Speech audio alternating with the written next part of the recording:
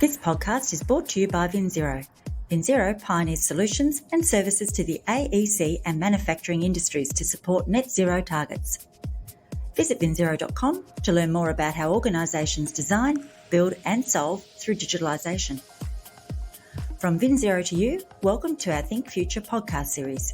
Each week we'll share conversations with industry leaders from around the world to find out how they're thinking future. Subscribe to VinZero Think Future for access to more episodes, interviews and profiles.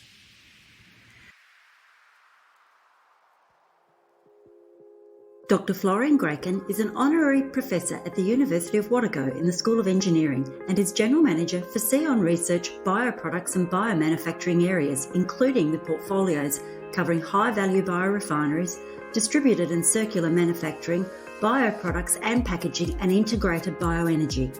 Florian joins us today to discuss how these activities are directed at solving new product and process challenges and opportunities that arise through transition to a circular bioeconomy. Welcome to the program, Florian. Thanks very much for having me. Excited to be with you.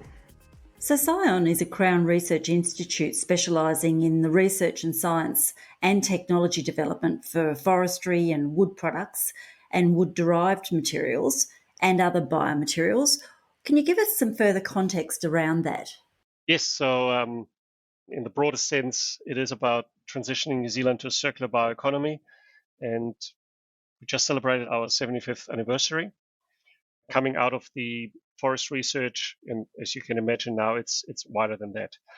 As an organization, we've got three big impact areas. So the first one, probably what Scion is most traditionally known for, is around timber products, growing sustainable forest, how to use that. So a big focus obviously is the construction industry, but going back, how to even grow sustainable forests. The other area is around forest for the standing benefit. And yes, we can use forests for, all sorts of products, for bioenergy, you name it, but there are beyond financial benefits. There is the air quality, water quality as a tourism destination, soil erosion, trees in urban environments. So there is much, much more to a tree and to forest than just the material use of a tree. And the area that I'm looking at is advanced materials from trees and other biomaterials. If you think about that, over 5,000 different products can be made from a tree, and probably every product that is made from petroleum today could be made from a tree tomorrow. And that's my big area where I'm looking at bioplastics, bioenergy, high-value products from trees, but also different manufacturing technologies. Great. So you just mentioned the word there, bioeconomy. Can you talk to us about what that actually means and how that approach actually differs from, say, a circular economy? Happy to do that. So you have these two concepts, bioeconomy, circular economy. In circular economy, probably most people will know it out of communications from the Ellen MacArthur Foundation. So this is the principle to phase out waste, to keep material in use as long as practical, mitigation and reductions, and so on. The bioeconomy, the focus on the renewable types of materials. New Zealand has this already. New Zealand is a bioeconomy based around the primary industry, looks at these environmental boundaries, but also other material flow. And where we come from a Scion perspective, we wouldn't look at these two things in isolation. You have pretty much one economy. So where technical material flow, bio-based material flow all would come together. And therefore, for us, it was probably more important to speak of a circular bioeconomy where you don't segregate or separate these two, where you put society, the environment at the center of that whole thinking, where you operate within your planetary boundaries that you have outside. You consider a just transition to ensure equal opportunities for people in this new environment. And once you bring all of that together, you have then an economic system that is beyond sustainability, that actually focus on regenerative nature of an economy. So Florian, you just mentioned there that New Zealand has already achieved a bioeconomy type of status. What do you actually mean by that? So I think it is important to ask the questions because it might not be clear to everyone that New Zealand is already technically a bioeconomy, given that the majority of New Zealand's export or GDP comes from the primary industry. But what we mean by that is an advanced bioeconomy or an advanced circular bioeconomy, where we use our natural resources to manufacture higher value products in the country and export these higher value products, not only exporting commodities, be it timber or other primary produce. Okay, and so the advantage of a bio-circular economy you mentioned is that it's moving beyond that circularity phase to a more regenerative phase. Can you tell me what that means in a practical sense? Well, I think that's a very important point because at the moment we hear a lot about the term sustainability, and this is what we should aspire to be. We should aspire to be sustainable economies, but that's the bare minimum. So sustainability, it's reducing the harm of humans' activities on the planet to minimizing that, basically.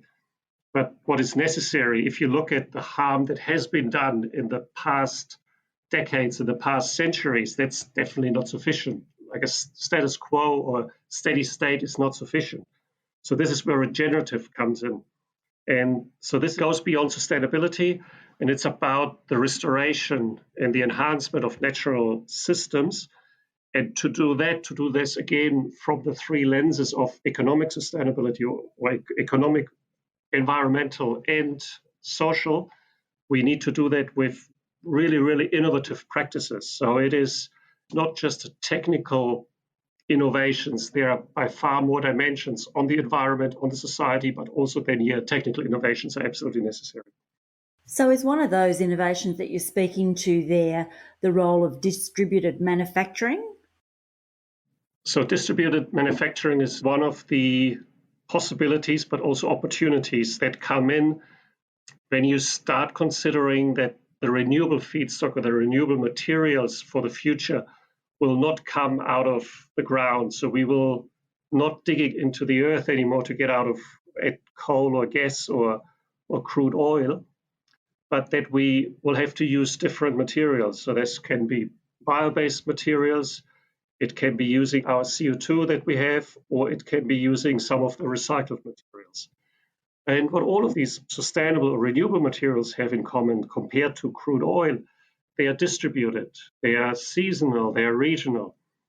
And so therefore, like in the past where we've developed these big centralized processing systems, economy of scale, we also should rethink, is it economy of scale or right scale of the economy or the right scale of processing? And we wouldn't plan or we wouldn't see every process is from now on decentralized, but there's the opportunity to, instead of always bringing the feedstock, the starting material to centralized factories, you could actually bring these factories to some of the feedstock. So for example, with harvesting residues, they're not dense enough, they are too distributed. Quite often they are left in the field, they're put into landfill, they are burned. Instead of that, you could envisage a small processing unit being brought into the proximity there, and then these types of residues could be processed into technical products, into intermediates, whatever it might be. We've seen it in New Zealand now around forest slash, for example, something that has been left behind in the forest because it's not economic to transport. And then when events like with Cyclone Gabrielle that we were facing are happening, suddenly you have these consequences. Whereas if you could bring, again, processing units on site, you could avoid that, turn that into products and, do both, use all available feedstock, but also avoid waste being left behind. Can you see a role for these micro-processing type units to be adapted, for example, to the built environment, to construction sites where people can break down wood components or different waste on site into other raw materials or other ways of transporting them off site? Yeah, I think it could be used for that. It could be a part of a whole construction process. If you have especially bigger construction sites where that might make sense, it really enables to bring different processes on site where normally you wouldn't have done it or you wouldn't have considered that. Simply, it wouldn't be economic or feasible to build whole factories. I think probably even bigger advantages around construction is another area that we're looking at Scion, that is building with wood or using wood in construction. I think that's a massive opportunity, especially given that the footprint of some of the most commonly used construction materials, concrete, steel, is very challenging. And that's where wood can definitely provide a very, very sustainable alternative. And so Scion are doing quite an amount of extensive research, I've noticed, into extending the life of timber for the built environment type application. What can you tell us about that? I think that's also a very, very interesting field. You can come at it from probably different angles. So one is, what type of tree would you pick or what type of wood would you use? So they are naturally very durable types of species, which is a great way to diversify. So instead of using always the same species that we all know, what other types of trees and types of wood is out there. The other one is a way of modifying wood and modifying timber to ensure that different properties that are not naturally available in wood are embedded into wood. And so that's then an expansion of the natural advantages of trees and of wood in the built environment. So, how does the bioeconomy help manufacturing systems be more resilient to supply chain disruptions, for example? Yeah, I think again, we've seen, especially during COVID, but also in the post COVID supply chain disrupted world, that economies that already have strong bioeconomies or emerging circular economies have recovered better. So Finland and some other European countries have done that. And so there is this advantage of proximity of feedstock, but also different types of manufacturing systems that are already there. Another approach or another part that works in here really well is what we are focused also on is eco-design and symbiosis thinking of regions, where we look at the opportunities to do this type of new manufacturing or this new type of industry for regional and rural settings. And the overall principle is symbiosis clusters or symbiosis thinking is that the feedstock or the waste or the byproduct of one industry could become the feedstock for another. That's pretty much how nature is based and how nature is designed. So nature doesn't know the concept of waste. That's a human concept. And I think there's a big opportunity to build not just standalone businesses, but to really think about what else could I put around these. And again, then if I have that in different parts of the country, instead of one big centralized point, then much better from different angles. If you even think about New Zealand from an earthquake type perspective, if I had everything concentrated in one area and events like an earthquake, events like a cyclone would hit, then this one spot would be extremely impacted. Whereas if I have multiple places, multiple industries, multiple supply chains, I'm much more resilient. Again, that needs to be weighed off because we still are in an economy where economy of scale and volume and mass production matters. But again, for a country like New Zealand, where we should actually look at a higher value, more individualized type of manufacturing, it is definitely one angle we need to take and really ensure that we diversify there as much as we can. So, how can Australia and New Zealand prepare to be self sustainable, for example, across manufacturing chains, given their close proximity?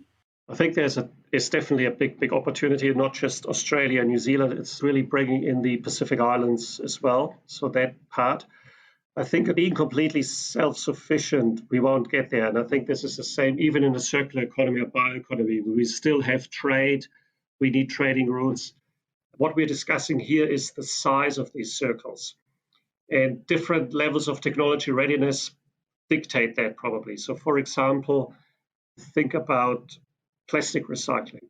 not every plastic recycling technology right now might be feasible because of scale in New Zealand. But if we take Pacific Islands, Australia, and New Zealand together, we probably could have specific advanced plastic recycling technologies in one location where that is a region in the world could achieve that.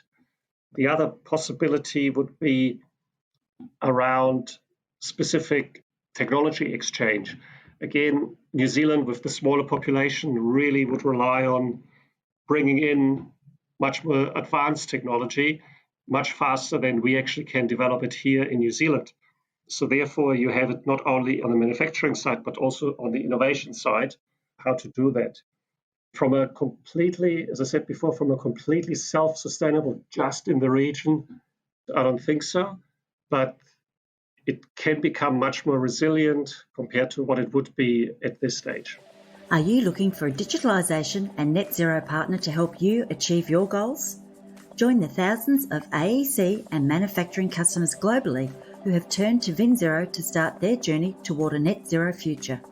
With 32 offices around the world, VinZero can connect you to the right technologies and workflow processes so you can maintain your competitive position and increase profitability. VinZero has an industry expert to help you navigate the best pathway forward wherever you are on your digitalisation and net zero journey. Visit vinzero.com to find out more.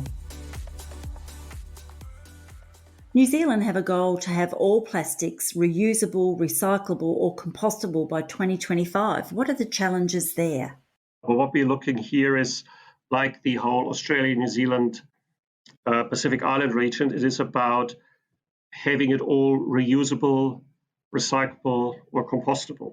I think we will always need plastics, and we probably will need even more plastics, but it has to be designed appropriately.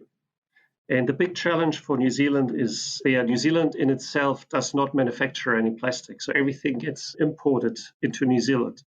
And we are a very small market. So we are pretty much at the mercy of what other countries, what other big brands are designing, or the type of plastics they're designing. And again, this is where as a region, there is a bigger influence compared to just one country. So the big challenges we have is, again, from what type of plastic processing infrastructure do we have? So do we have enough recycling infrastructure? Do we have enough composting infrastructure? But also the design of the products that we can not necessarily influence, again, given the size of the market. But what we've seen, and there are different things underway at the moment, from the education side, that it's a very important part, educating the public, educating companies what sustainable plastics actually means. Then we are seeing the phase out of certain single-use plastics and replacing it with more sustainable alternatives, but also an opportunity that this shift to a bioeconomy brings, and that New Zealand probably actually can start producing its own, to a certain extent, its own plastics, bioplastics from some of this renewable feedstock, and ensure that plastic is designed much better than the conventional plastic. Scion Research released a paper on zero plastics waste. What were the key findings, recommendations in that regard? So this was done in partnerships with several organizations in New Zealand. And as you can imagine, the key finding, or the first and foremost, was, yes, it's doable, but it's difficult. It's not going to be easy. It is necessary, but we won't get there in a very straightforward way. So what it definitely will require will be aligned effort between government, between industry, brands, consumers, and science and innovation. It will take a big amount of education, and we've started that. We've started with education packs for schools, for example. There's nothing more powerful than kids plastic shaming their parents and telling them what needs to be recycled where and what you shouldn't buy. There is a big point on redesigning products. In the past, the question was never asked what happens with this packaging or what happens with this product at the end of its life. It was simply ignored. Whereas now we can see with design students, with brands, with companies actually asking the question, do I use the right material? have I designed the packaging in a way that it can be reused or recycled or is compostable? And the other part is this important alignment with other strategies. All these bioeconomy and circular economy strategies can't stand in isolation. That is always a system type of approach. If you deal with that only through a single lens, then you ignore all the other interconnectivities and interdependencies. So that's the other big finding. We noticed that it has to link into other targets as well. What about things like microplastics? Where do they fit in and how are they being dealt with in this same type of conversation? That's a very important question. It's the questions that are raised more and more now and that are coming to the surface. Microplastics, you can hardly see it, but they're extremely concerning and extremely powerful. And that comes into the part of how do I design, but also the type of end of life. We have looked into that, first of all, from a baseline perspective to understand what is it, where is it actually, and then how is it getting produced. And so this is where then that strategy to avoid waste or plastic waste is so important, because everything that ultimately gets left in the environment over a certain period of time will fragment or break down further until it ends up as microplastics. So this comes from the design of the product. Again, the less I can get leaked into the environment, the more I do against microplastics, but also then in product design that people wouldn't even associate with microplastics. When we did our study around microplastics for the Auckland Harbour environment, we noticed that a big majority of that is actually little fibers, and that comes from washing machines. So people might not even consider what putting their daily clothes into the washing machine, that is linked to microplastics simply through the process of washing that enters the wash water and then ultimately enters the harbor. So then comes back to design, what type of systems and washing machines can I design to avoid that? And doing that would do enormous against microplastics. The next part that now is getting explored, besides what could microplastics do harm to the environment, harm to human, harm to animal life, is these forever chemicals that are now all around in the media. And what are they doing to human life? And that's another important part of, obviously, if you think about avoiding plastic waste, by doing that, you also will avoid some of these forever chemicals being leached into the environment. So, Florian, what about for the construction sector as they move towards a circular approach for other building materials? What sort of things are we seeing there? Yeah, that's also a broad opportunity. We've done work in this area, and what we focused on there is the space of adhesives. And adhesives in the construction industry play an important role. And in many adhesives, you will find chemicals like formaldehyde. And formaldehyde is a very carcinogenic material. So what we have done is two things. We are designing adhesives that will work without formaldehyde, but instead of using fossil-based material, we're using bio-based materials. It is formaldehyde-free and bio-based. And that's positive on two numbers. One, from a built environment, from a housing, healthier homes, healthier living, so you're not breathing in formaldehyde, but also for anyone in the manufacturing supply chain, manufacturing these types of resins with formaldehyde is a health risk. So that's a big part. The other one, and yes, while we love wooden buildings and using wood as construction material, there is much more that you need in a house. There are still the plastics and the type of other materials. And again, be it around insulation, for example, bio-based foams or bio-based fibers could be used there, or the plastics that we see there could be made from bio-based materials. So the overall circularity and the overall footprint could be even further reduced beyond what you would get with wooden-based material or wooden-based buildings. So when it comes to plastic management overall, where would you say the biggest opportunity lies currently? One of the biggest challenges is for plastics in the packaging space. And again, for New Zealand, massive challenge. We're at the end of a long supply chain. We are an exporter of primary produce. So without packaging, or packaging is a critical enabler of our whole economy. And for a transition to a circular economy, a bioeconomy, to do that without sustainable packaging and then advanced sustainable packaging, it's basically impossible. And this is a big focus for us, where we're looking, again, like with plastics, we're looking at both reusable plastics, reusable packaging, recyclable packaging, or compostable packaging. And it depends on where you export, what type of market you export, what type of product it is, which of these alternatives you use. And the other challenge that we see is, while packaging needs to be sustainable, you can't compromise on the performance of packaging. It's so important to keep your produce, especially in New Zealand. We are exporting primary produce. We are exporting kiwi fruit, apples, and the like. So it's important to protect that.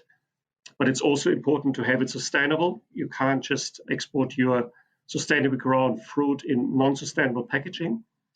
But the other part is also that packaging has to be much more than just protecting. Suddenly you need to ensure that you can trace your produce.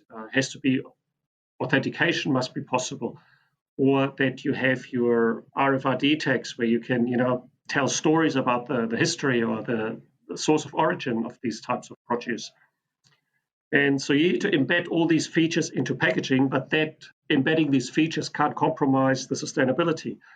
So we are developing, for example, inks or technology that allows to use that on, for example, compostable packaging, while still being compostable, despite having the ability to do certain electronic features in packaging. So what is the potential role, for example, of GIS and other technologies in a bio-circular economy, do you think? And I think this is where we started at the beginning about, it's not just a bioeconomy as we would have known it in the past. It is really bringing in advanced technologies. And tracking is a critical one. We've seen that now with all the supply chains. So logistics, distribution is equally important in the circular economy or in the bioeconomy as we have it today. Similar with consumers, they want to know much more about the history of the product. More and more people ask about, where does it come from? Has it been manufactured appropriately? And to embed all that data, all that information is absolutely critical. The same in terms of holding stock is becoming less and less common, so that just in time. But again, very critical to be able to do that, especially when you talk about bio-based products. The other part that we see more and more is that something being certifiable and credibly bio-based or reusable or recyclable is actually really important. It's very easy to say something is reusable or something is bio-based or recycled, but how do you ensure that it is actually true? And that's where then that authentication is so important, that consumer and brand trust is being protected and ensured. So how do you see policy changing around bioeconomy in New Zealand or Australia, for instance? I think for New Zealand and Australia, it's still something new and something that we're trying to get to know and how to deal with that. What I've seen in Europe, countries there had bioeconomy and circular economy policies probably for over a decade now. So we are just in the process of discussing what should it be or what is it or what is it not. But what I can see now emerging in New Zealand and in Australia is the understanding, yes, it's absolutely necessary. The current way forward is a one-way street, but also more the systems approach. The challenge we have in New Zealand at the moment is bioeconomy or circular economy policy can't be done in the traditional sector or ministry silos. It's a system approach, so it has to be across all these different ministries. We've got multiple activities going on, all targeting that type of activities that are necessary for a bioeconomy, circular economies in New Zealand. These are the industry transformation plans. So we've got that for our 6 or 7 sectors, and you probably can see the principles of a circular economy and bioeconomy in all of them. So that's really positive.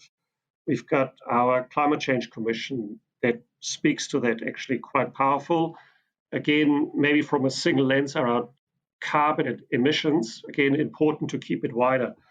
Emission reduction plans, the net zero aspirations. As I said, we talked about single-use plastics, phasing it out. So a lot of initiatives are happening across different areas. What we haven't done probably well enough yet is this coordinating it across the whole economy to ensure that they are not activities in isolation, but really ensuring that this whole dimension and all the dimensions of a circular economy and a bioeconomy are taken care of. When you think future, Florian, what is it that excites you the most? It's probably a number of things.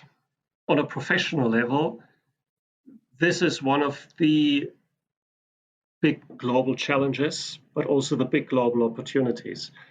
And it's a possibility, while New Zealand is small, we can contribute beyond our scale to making a meaningful difference in the world. I think that is exciting.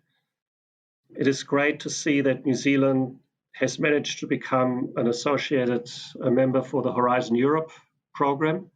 Again, with a country like New Zealand with 5 million people, over 99% of all the smart ideas do not necessarily sit in New Zealand. So that exchange and being able to work alongside 28 European countries with 28 European potential research partners is extremely exciting. And I think one of the greatest things as a scientist is always that international collaboration and international partnerships.